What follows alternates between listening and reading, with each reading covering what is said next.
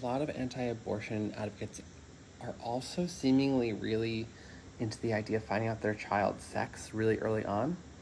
And I think this is because of this underlying cultural idea that gender confers humanity. The point of no return in the last days of final age. Hi everybody, my name's James. Welcome to California High Desert Preacher. Today's video is going to be discussing, And, if you're against people aborting fetuses, you need to construct them as fully people.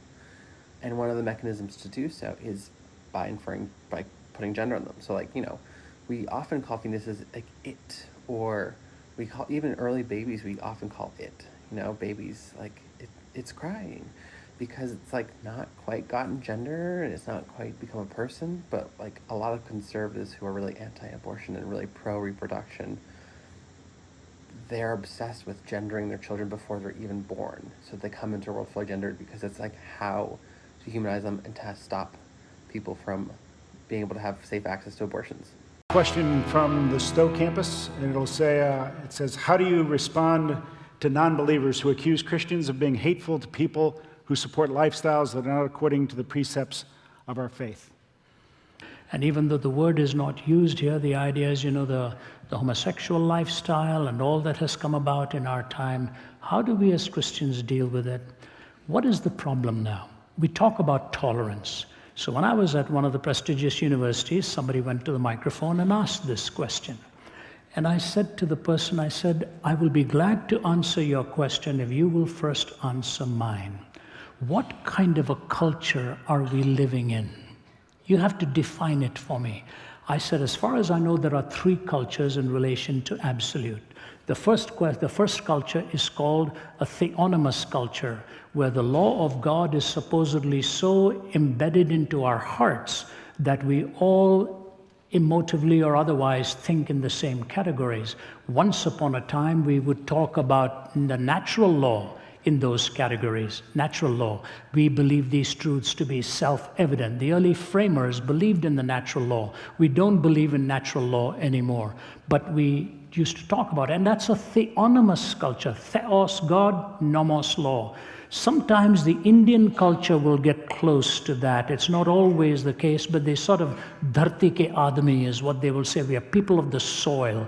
And the idea of respect for parents and all of that, they consider to be self-evident, ingrained in the heart of man and so on. But we don't believe in the theonomous culture in the West. So what's the second kind of culture? The second kind of culture is a heteronomous culture. Heteros meaning another, nomos meaning law. So we have another law. What does that mean? The mainstream of the culture is dictated to by the leadership at the top.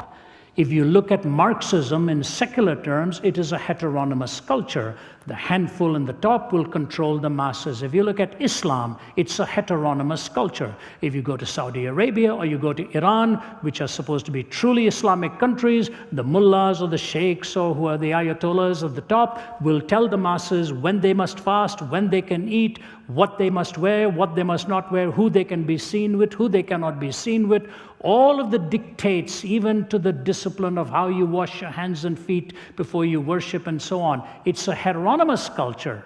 The few at the top dictate it for the masses below. So I looked at the question and I said, are we a theonomous culture? He said, no. I said, are we a heteronomous culture? He said, no, we don't want the few to dictate it for the many. I said, so that leaves us with the third, which is an autonomous culture.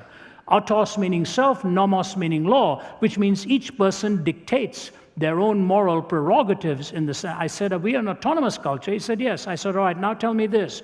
If we are an autonomous culture, and I answer your question, are you going to give me the privilege of my autonomy too? Or as soon as you disagree with my answer, you will switch to a heteronomous mode and dictate for me what I must believe as well?